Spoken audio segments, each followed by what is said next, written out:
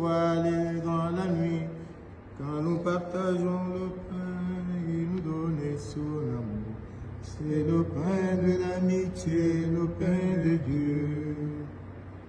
C'est mon corps, prenez et mangez.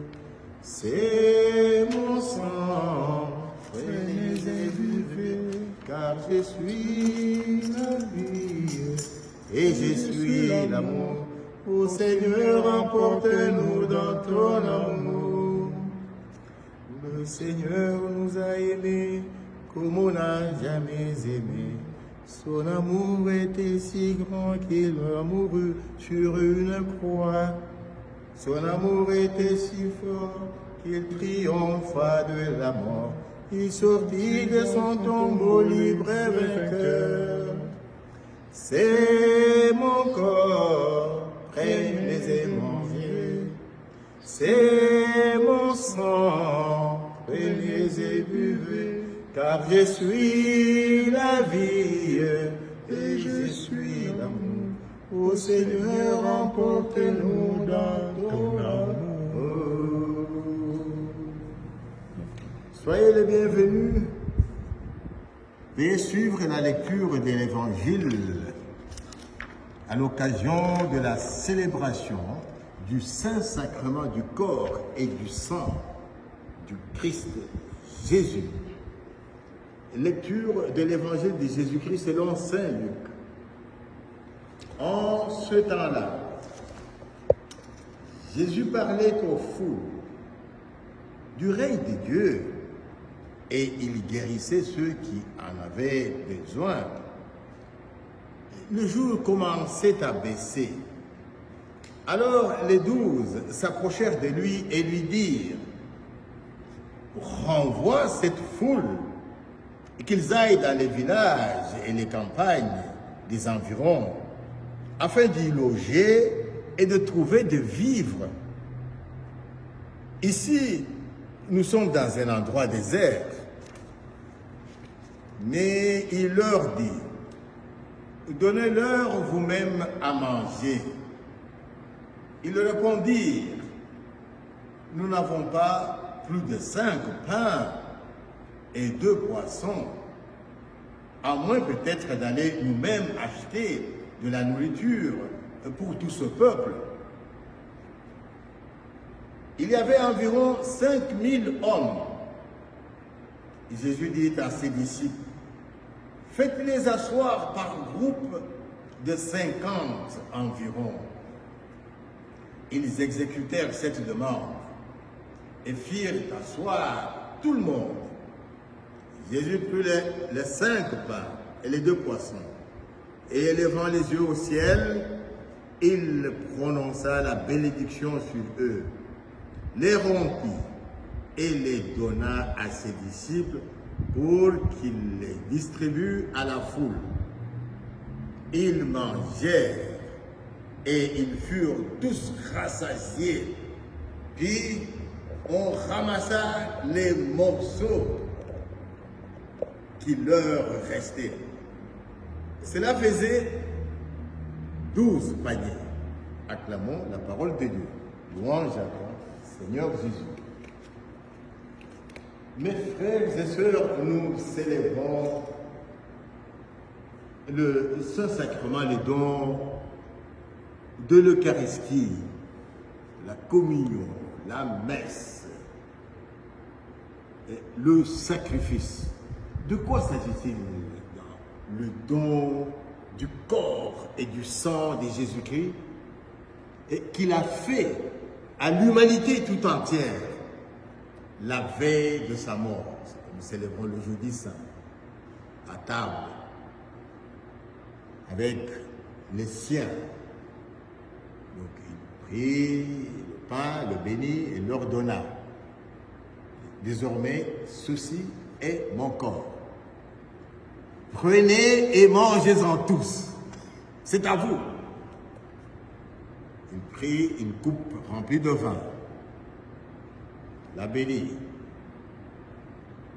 et puis leur donna en disant: prenez et buvez-en tous. L'offrande. c'est à vous.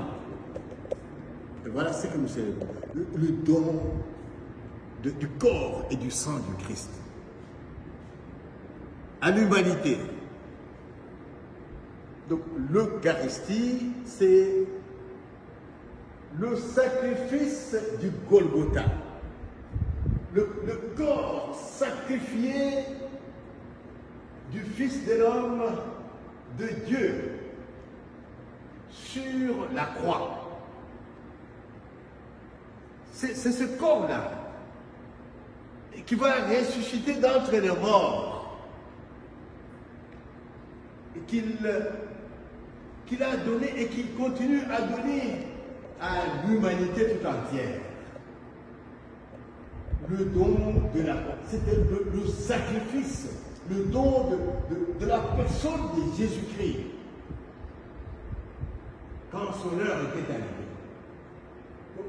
Il s'agit d'une offrande de valeur éternelle, une offrande extraordinaire que nous, les humains, ne pouvons pas produire. C'est autant avec la descente de l'Esprit Saint que nous venions de célébrer il n'y a pas longtemps. Pour dire, vous n'êtes pas, mes amis, les disciples, les apôtres, vous n'êtes pas à mesure de porter tout ce que je dois vous donner. Donc le temps viendra, veuillez attendre, le moment viendra. Et alors c'est le moment où le consolateur sera avec vous. Et il va vous assister, vous aider votre mémoire, la mémoire humaine, à se rappeler, à se souvenir de ce que je vous avais donné. Parce que par vous-même, vous n'en êtes pas capable. Donc, le don de l'Esprit Saint, la Pentecôte, c'est autant. Et avec le corps et le sang du Christ, et c'est un don du ciel, divin. Dieu qui se donne continuellement à nous.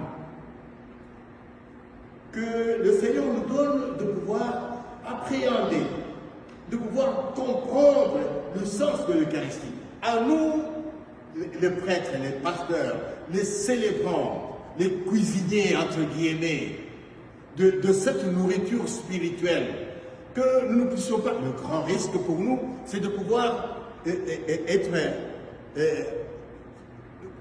rassasiés de l'odeur, la bonne odeur, dans la cuisine, et puis arriver dans la salle à manger, non, je n'ai plus faim, je n'ai plus d'appétit, donc je suis déjà rempli. Bon, à moi, dans le bon sens.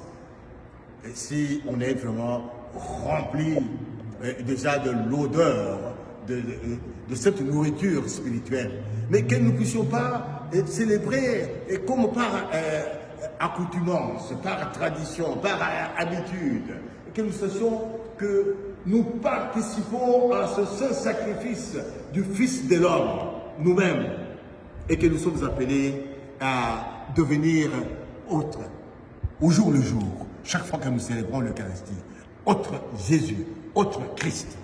Et par ricochet, ceux qui reçoivent le corps et le sang de Jésus-Christ sont appelés à devenir les autres Jésus, les autres Christ. Et donc une fusion, une union, dans une relation d'intimité inexprimable. C'est cela que nous célébrons, quelque chose qui est au-delà de nous-mêmes, l'Eucharistie, mais qui est à nous, que nous vivons à l'intérieur de nous-mêmes, le corps du Christ, pour devenir autre chose. Quand nous communions, dans mes mains, j'ai le corps du Seigneur. Et c'est une grande joie, une grande joie. Mes chers amis, comme Saint Paul a dit, chaque fois que vous mangez, pour définir le corps du Christ, chaque fois que vous mangez ce corps et chaque fois que vous buvez cette coupe, vous proclamez la mort du Seigneur jusqu'à ce qu'il vienne. Il est grand le mystère de la foi. Un conseil à cette mendication spirituelle et divine, que que nous sachions que le Seigneur nous les donne. Chaque fois que nous communions au corps et au sang du Christ, nous recevons le corps de Jésus, le corps du Christ. Le body of Christ. Que nous puissions le recevoir correctement. De quelle manière? Dans la foi. Car il s'agit du Christ vivant, ressuscité, éternellement vivant, que nous recevons. Et quand nous le recevons, c'est pour devenir autre, je venais de le dire. Pas pour rester le même, pas pour le prendre par tradition seulement, mais pour changer, entrer dans l'amour mystique de Dieu. Aimez-vous les uns les autres comme je vous ai aimé. Et je reviens, comme je vous ai aimé. Comment nous a-t-il aimé? Il nous a aimés d'un amour mystérieux. Et cet amour mystérieux, il n'a pas gardé pour lui-même, il l'a donné aussi à nous et à toutes les générations qui vont croire. Aimez vos ennemis. Ça semble être chimérique, utopique, mais c'est de la réalité. Il s'agit d'un amour que nous recevons de Jésus par cette communion avec lui, avec son corps et son sang, et que nous devons transmettre aux autres, même à nos ennemis, pendant le temps de guerre, à n'importe quel moment, le moment de trouble, le moment de la souffrance, et même le moment de la mort. C'est cet amour-là. Il est vivant. Mes frères et sœurs, avec le Covid-19, beaucoup parmi nos paroissiens, je parle de nos paroissiens dans notre église, où nous sommes en train de partager cette parole, nous en avons perdu avec le Covid-19, qui sont partis et puis qui suivent la messe à la télévision, mais par après, donc, recevoir spirituellement le corps et le sang du Christ. C'était une invitation de la part de nos autorités de l'Église, une sorte de dispense. Mais par après, les autorités de l'Église sont revenues sur cette dispense pour leur dire, maintenant revenez à l'Église. Ah, ils ont trouvé que non, c'est autant. Je reste à la maison, je suis la parole de Dieu, et puis ça ne vaut pas la peine d'aller encore à l'Église. Même ceux qui sont dans les environs de notre Église. Nous vous invitons mutuellement, à moins que l'on soit complètement ferme, que le corps soit affaibli pour l'un ou l'autre motif, et qu'on n'est pas à mesure de venir, là, on peut se contenter de rester et de recevoir le Christ spirituellement à la télévision et en écoutant la parole de Dieu, car elle nourrit. Mais si on a l'occasion de se mettre debout, lève-toi et marche, va à l'église pour recevoir réellement le corps du Christ dans tes mains, dans mes mains, et puis le manger, devenir un avec Jésus-Christ. Il ne faut pas échapper à cette belle occasion, une occasion divine de recevoir le corps du Christ. Vous revenez à l'église. Je termine par un exemple de foi. La foi à laquelle nous nous invitons mutuellement. En tant qu'aumônier dans un hôpital, c'était mon tour. Il y a au moins 2 ans de ça. Dans ce sens-là, j'ai beaucoup d'exemples à donner, mais je vais en donner un. Donc, un patient malade, pour qui j'étais appelé, j'étais invité à visiter pour des soins pastoraux spirituels. Il me dit, Père Ambroise, si tu pouvais m'apporter chaque jour, tant que je suis ici à l'hôpital, donc la communion. Je dis, oh, je l'ai avec moi en tant qu'aumônier. D'accord. Mais pas seulement aujourd'hui. aussi longtemps que je suis ici, si tu pouvais m'apporter la communion. Parce que, en prenant la communion, je vais guérir. Le malade en question n'était plus en mesure de marcher. Il était vigoureux physiquement, mais il n'était plus en mesure de marcher. Donc ses membres étaient comme handicapés. Alors ça, ce n'est pas mon domaine, de quoi il souffrait. Moi j'ai dit non, mon frère, ce que tu me demandes, ce n'est pas difficile. Je vais t'apporter la communion chaque jour, tant que tu es ici.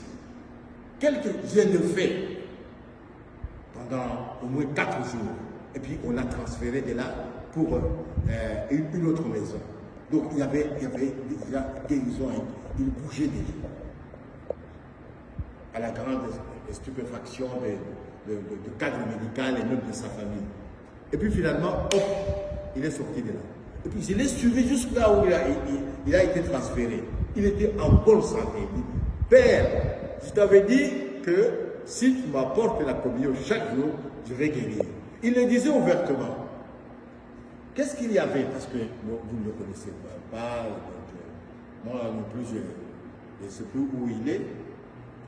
Mais il avait dit, il le disait ouvertement, même en face de sa femme, que je suis chrétien catholique. Mais ça fait beaucoup d'années que je n'ai plus reçu le corps du Christ. On peut dire que je n'ai plus été à l'église pour recevoir, pour prier. Et il le disait ouvertement, pas comme une confession individuelle, auriculaire, non. Ça fait longtemps que je n'ai plus reçu le corps du Christ. Alors je voudrais revenir à Jésus, je voudrais revenir à son corps. Et je suis certain que... Et il a été guéri dans quelques jours, et puis il est sorti de l'hôpital. Voilà, recevoir le corps du Christ, tout en sachant qu'il nous amène à la transfiguration, la transformation, au changement, à être avec Jésus et à transmettre ce Jésus, à dépasser, à combattre avec le Christ nos faiblesses, nos passions. Nous, les pasteurs et ceux qui reçoivent le corps du Christ, à ne pas se contenter en disant « Moi, si je suis faible, c'est comme ça que je suis né. » Non. Tu peux changer. C'est parce que justifiant le mal et les faiblesses. Non. Rien n'est impossible à Dieu, rien n'est impossible au Seigneur. Il est vivant éternellement. Soyez bénis. Mettez-vous debout. Recevez le corps du Christ. Soyez en union avec Jésus-Christ. Et recevez la vie, et la vie en abondance. Il donne au-delà de ce que nous pouvons demander et concevoir. Jésus-Christ, Dieu parmi nous, Dieu parmi les hommes. Je vous bénis pour que vous puissiez revenir à l'église et recevoir le corps du Christ dans vos mains comme sur la lame et avoir le temps de méditation, un petit moment, d'être à l'écoute de Dieu lui-même qui entre en nous, dans nos corps, dans nos esprits, dans nos âmes. Quel mystère, quel don. Oh, soyez bénis pour la vie et la vie en abondance. Au nom du Père et du Fils et du Saint-Esprit. Amen.